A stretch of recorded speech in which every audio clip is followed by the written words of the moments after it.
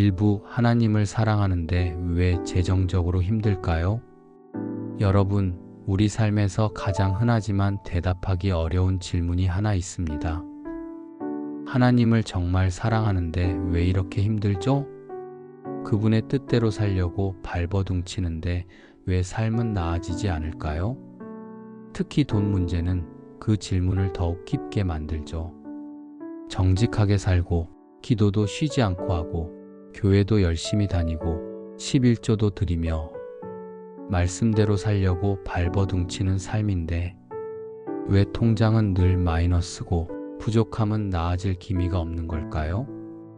혹시 여러분도 그런 생각 해보셨나요? 세상 방식대로 사는 사람은 오히려 잘 사는 것 같고, 나는 하나님 말씀 붙잡고 살려고 하는데 왜 이렇게 어렵지? 어쩌면 이 질문은 단순한 의문이 아니라 마음을 조용히 갉아먹는 의심이 될 수 있습니다. 하나님은 나를 도우시지 않는 걸까? 내가 뭔가 잘못하고 있는 건 아닐까? 혹시 하나님이 나를 떠나신 건 아닐까? 그런데요, 여러분. 이 질문에 하나님은 분명히 대답하고 계십니다. 그분의 방식은 단순히 우리의 물질적 형편을 해결해 주는 것이 아닙니다.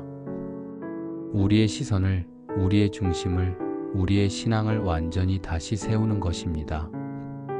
재정적 어려움은 하나님의 부재? 아니요. 오히려 그 반대일 수 있습니다. 많은 사람들은 형편이 나쁘면 하나님이 멀리 계신 것이라 생각합니다. 하지만 성경을 보면 그렇지 않습니다. 요셉은 하나님의 사랑을 받는 자였지만 형들에게 팔리고 감옥에 갇히고 억울한 세월을 보냈습니다. 다윗은 기름 부음을 받은 왕이었지만 광야에서 쫓기는 신세가 되었죠. 바울은 복음을 전하는 사람이었지만 자주 굶고 배고프고 매맞고 감옥에 갇혔습니다.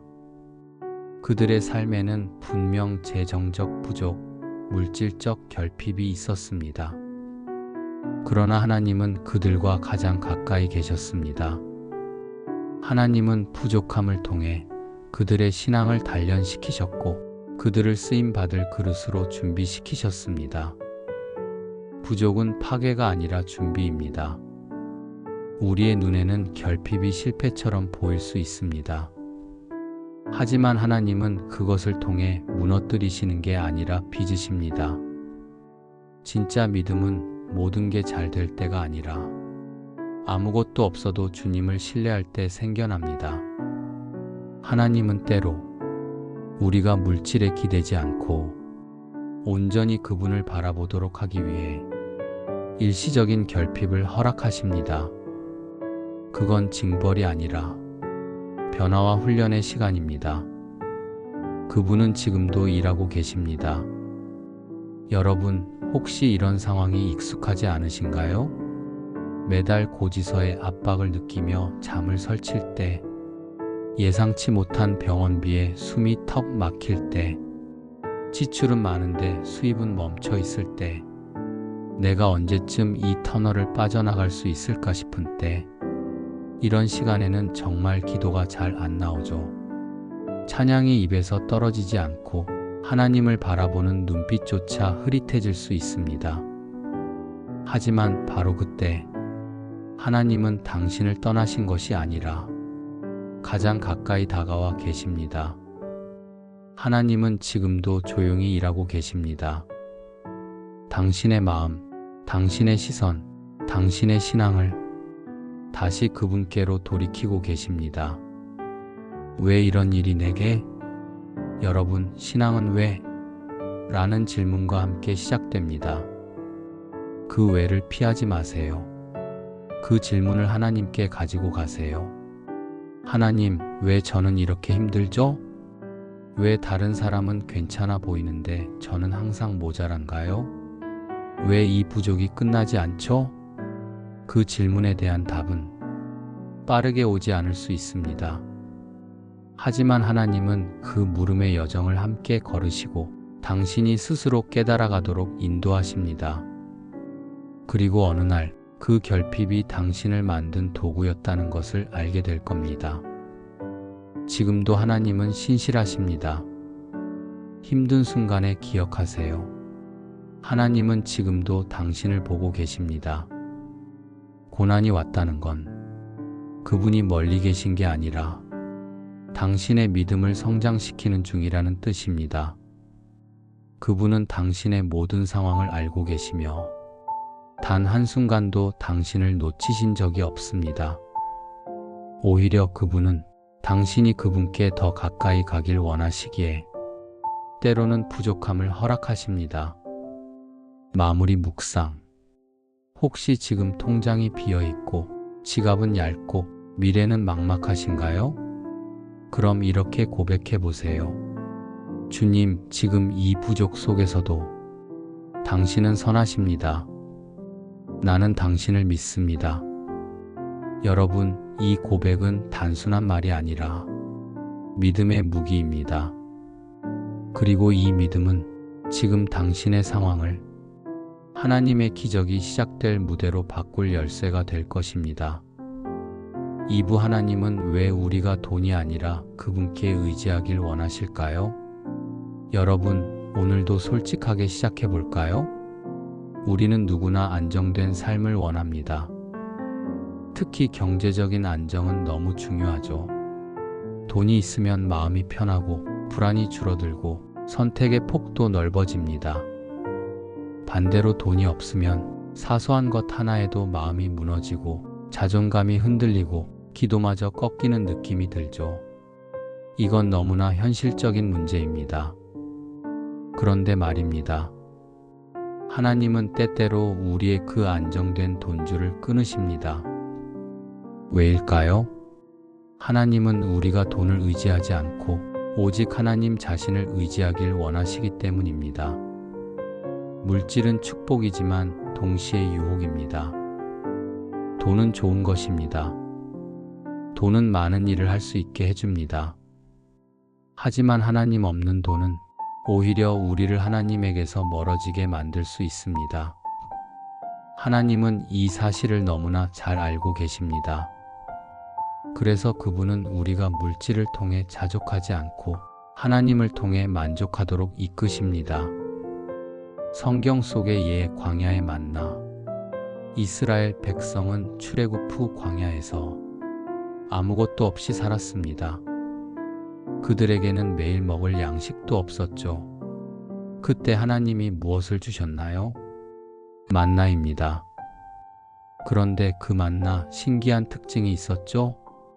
하루치를 넘기면 상해버렸습니다. 매일 하루치만 거둘 수 있었습니다. 하나님은 그들에게 이렇게 말씀하신 셈이죠. 내가 너희에게 매일 공급할 것이다. 그러니 내일은 걱정하지 말고 오늘 나를 신뢰해라. 이건 단지 음식의 문제가 아니었습니다. 신뢰의 훈련이었어요. 매일 다시 하나님을 바라보게 만드는 구조였습니다. 세상은 돈을 신이라고 말합니다. 세상은 말합니다. 돈이 있어야 행복해. 돈이 없으면 선택권도 없어. 돈이 있어야 존중받지. 이런 말들은 듣다 보면 너무 익숙해지고 결국 우리 마음에도 깊이 박혀버립니다. 그리고 어느새 하나님보다 돈을 더 믿게 됩니다. 그게 바로 하나님께서 깨뜨리길 원하시는 우상입니다. 돈 자체가 문제가 아니라 그것을 더 의지하게 되는 마음이 문제입니다. 그래서 하나님은 때때로 우리 삶의 결핍을 허락하셔서 우리로 하여금 다시금 질문하게 하십니다. 나는 지금 무엇을 신뢰하고 있는가? 내 마음이 진짜 바라보는 것은 누구인가? 하나님이 계시지 않아도 괜찮다고 느끼는가? 아니면 하나님이 계시면 부족해도 괜찮은가?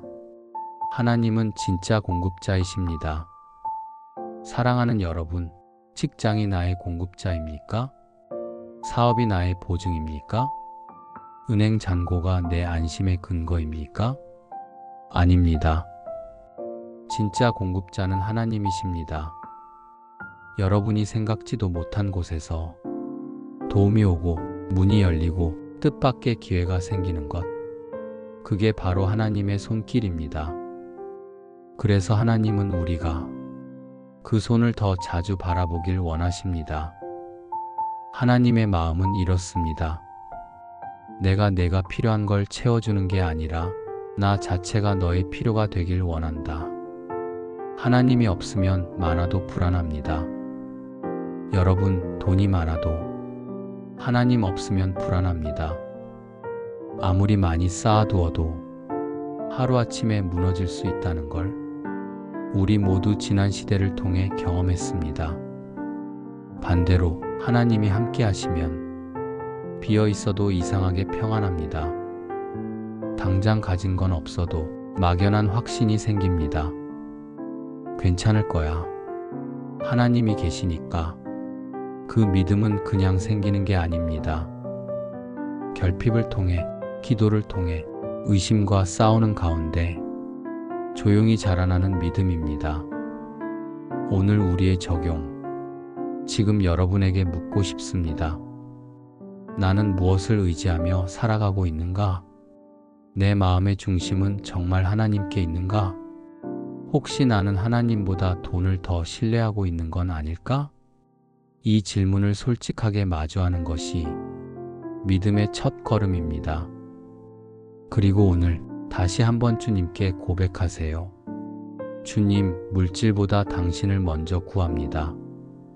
내가 원하는 게 아니라 주님이 원하시는 것을 먼저 구하겠습니다. 마무리 묵상. 여러분, 하나님은 절대 여러분을 결핍 속에 그냥 두지 않으십니다. 그분은 오늘도 당신이 돈이 아니라 하나님을 바라보는 사람으로 자라가길 원하십니다. 지금은 결핍의 시간일 수 있지만 이 시간이 지나고 나면 믿음으로 단단히 뿌리 내린 사람으로 거듭나 있게 될 것입니다. 그때는 돈이 와도 흔들리지 않고 돈이 없어도 무너지지 않는 사람이 되어 있을 겁니다. 그리고 바로 그런 사람을 하나님은 더 큰 축복의 통로로 사용하십니다. 삼부 하나님은 왜 우리의 마음을 정직함으로 시험하실까요? 여러분, 돈이라는 건 단순한 숫자처럼 보이지만 사실은 마음을 비추는 거울이 되곤 합니다. 돈 앞에서 우리는 본심이 드러납니다. 돈 앞에서 우리는 선택을 하게 됩니다. 그리고 그 선택은 우리 믿음의 진짜 깊이를 보여주곤 하죠. 그래서 하나님은 재정적인 부족을 통해 우리의 마음을 시험하십니다. 믿음은 평탄할 때보다 부족할 때 진짜가 드러납니다. 넉넉할 때는 누구나 감사할 수 있습니다. 하지만 가진 게 없을 때, 그때 감사할 수 있는 사람, 정직을 지킬 수 있는 사람, 믿음을 붙잡을 수 있는 사람, 그게 진짜 믿음의 사람입니다. 여러분, 혹시 기억나시나요? 하나님은 아브라함에게 아들을 주시고 나서 그 아들을 바치라고 하셨습니다. 왜일까요? 하나님은 선물을 원하신 게 아닙니다. 아브라함의 마음을 보시길 원하신 겁니다. 돈도 마찬가지입니다. 하나님은 우리의 돈이 아니라 그 돈을 대하는 태도, 결정, 선택을 통해 우리 마음의 중심을 보십니다. 마태복음 6장 24절. 예수님은 이렇게 말씀하셨습니다. 한 사람이 두 주인을 섬길 수 없나니 하나님과 재물을 겸하여 섬길 수 없느니라. 이건 단순한 경고가 아닙니다. 우리 마음이 어디를 향하고 있는지 끊임없이 점검하라는 초대입니다. 여러분은 지금 누구를 섬기고 있나요? 하나님인가요? 아니면 돈인가요? 이건 신앙 고백의 문제가 아니라 삶의 방향입니다. 작은 선택, 지출의 우선순위, 기도의 방향, 감정의 흐름 속에서 하나님은 우리의 중심을 보고 계십니다. 돈은 거울입니다. 돈은 단지 종이와 숫자가 아니라 우리가 정말 중요하게 여기는 게 무엇인지 보여주는 도구입니다. 돈이 부족할 때 우리는 자존심이 무너지기도 하고 비교의식에 빠지기도 합니다. 남이 잘 사는 모습을 볼 때 시기와 질투가 올라올 수도 있습니다. 더 벌고 싶은 마음에 잠시 하나님을 뒤로 미루게 되기도 합니다. 이런 순간들이 바로 하나님이 우리를 시험하시는 자리입니다. 그분은 우리를 떨어뜨리기 위해 시험하시는 게 아닙니다. 진짜 우리 안에 무엇이 있는지 보여주시고 그것을 더 깨끗하게 하시려는 과정입니다. 정직은 축복을 받는 그릇입니다. 하나님은 절대로 우리의 성품보다 큰 축복을 주시지 않습니다.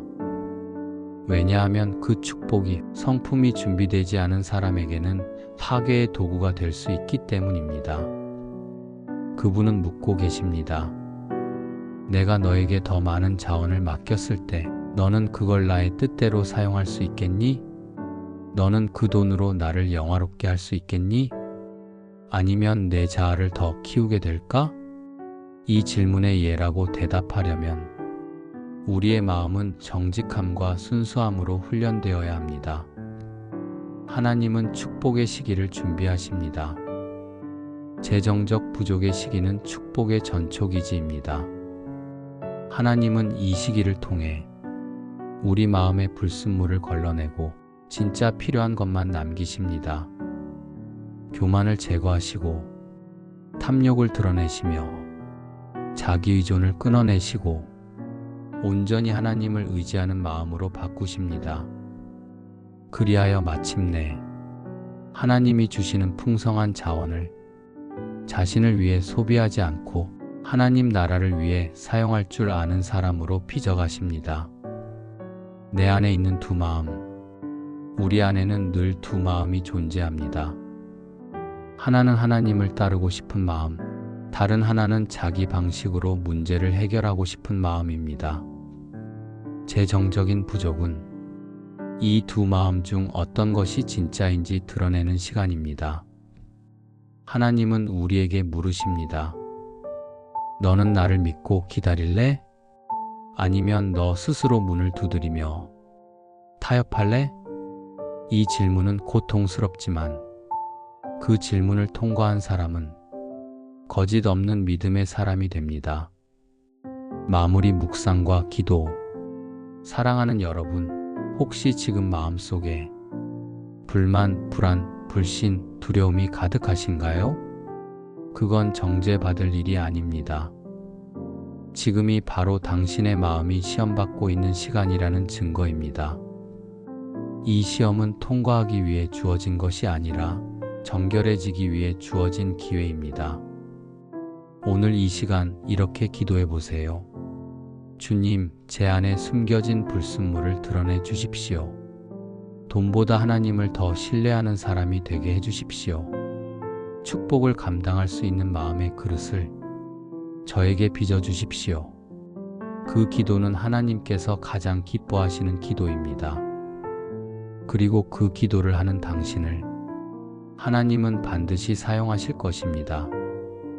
사부 축복을 받기 전에 반드시 필요한 것, 영적 성숙. 여러분, 이런 생각 해보신 적 있나요? 내가 더 돈이 많았더라면, 경제적으로만 여유가 있다면 신앙생활도 봉사도 헌신도 더 잘할 수 있을 텐데, 그런데 어쩐지 그 더 많음은 쉽게 오지 않습니다. 마치 하나님께서 의도적으로 우리를 부족하게 내버려 두시는 것처럼 느껴질 때가 있습니다. 왜일까요? 바로 하나님은 우리가 준비되지 않은 상태에서 축복을 쏟아붓지 않으시기 때문입니다. 하나님은 언제나 성숙이라는 기반 위에 축복을 얹으시는 분입니다. 축복은 선물이기도 하지만 동시에 책임입니다. 많은 사람들은 축복을 보상처럼 생각합니다. 하지만 하나님 보시기엔 축복은 일종의 사명이고 책임이며 무게입니다. 돈이 많아지면 단지 기분만 좋아지는 것이 아닙니다. 관리해야 할 것이 늘어나고 지켜야 할 기준이 높아지며 나눠야 할 대상도 많아지고 유혹도 훨씬 더 강력해집니다. 그러니 만약 영적으로 미성숙한 상태에서 많은 재정을 갖게 된다면 그 축복은 나를 살리는 것이 아니라 나를 무너뜨릴 수 있습니다. 탕자의 이야기 누가복음 15장. 성경에는 이런 상황을 보여주는 인물이 나옵니다. 바로 탕자입니다. 그는 아버지께 미리 유산을 요구했고 그 돈을 들고 나가 방탕하게 사용했습니다. 결국 모든 걸 잃고 나서야 자신이 얼마나 미성숙했는지를 깨닫게 됩니다. 여기서 중요한 건 이겁니다. 돈이 문제였던 게 아니라 그의 상태가 준비되지 않았다는 것입니다. 하나님은 우리를 탕자의 길로 가게 내버려 두지 않으시기 때문에 때로는 우리가 원하는 축복을 일시적으로 보류하십니다.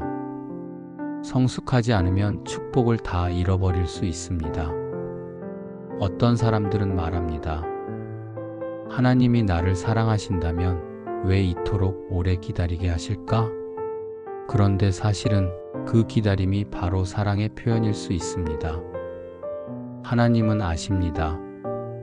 너무 많은 것이 너무 빨리 주어지면 우리는 그것을 다루는 지혜가 없기에 축복이 금세 파괴의 도구로 바뀔 수 있다는 것을요. 그래서 하나님은 성품이 준비될 때까지 기다리십니다. 그리고 그 준비는 바로 지금 이 재정적 어려움의 시간 속에서 이루어지고 있습니다. 성숙이란 무엇인가? 성숙은 단지 나이를 먹는 것이 아닙니다. 성숙은 유혹이 와도 중심을 지킬 줄 알고 돈이 와도 교만하지 않으며 물질이 떠나도 믿음을 놓지 않고 타인의 필요에 민감하게 반응하며 하나님 앞에서 겸손함을 유지하는 것. 즉, 성숙은 물질보다 크신 하나님을 마음 중심에 모시는 삶의 태도입니다. 하나님은 지금 우리에게 이렇게 말씀하십니다. 나는 너에게 축복을 주고 싶다. 그런데 내가 그것을 감당할 그릇이 되어야 한다. 그래야 내가 축복에 휘둘리지 않고 그 축복을 세상을 위한 도구로 사용할 수 있기 때문이다. 축복을 받을 수 있는 사람. 어떤 사람이 축복을 받을 수 있을까요? 하나님이 나의 주인이라는 걸 진심으로 믿는 사람. 재정이 풍성할 때에도 하나님 앞에 머무는 사람. 부족할 때에도 불평하지 않고 감사하는 사람. 자신의 필요보다 하나님의 목적을 먼저 구하는 사람. 하나님은 그런 사람을 통해 재정을 흘려보내십니다. 여러분은 하나님이 사용하실 재정의 통로가 되길 원하시나요? 그렇다면 지금 이 부족의 시간을 성숙함의 훈련 시간으로 받아들이세요. 마무리 묵상. 축복은 놀라운 선물입니다. 하지만 그 축복을 유지하려면 그보다 더 큰 믿음과 인격의 그릇이 필요합니다. 하나님은 오늘도 당신의 재정 상태만 보시는 것이 아니라 당신의 마음 상태를 보고 계십니다. 그래서 부족을 허락하시고 기다리게 하시고 기도하게 하시고 말씀 앞에 엎드리게 하십니다. 왜냐하면 곧 다가올 큰 축복을 감당할 준비가 필요하기 때문입니다.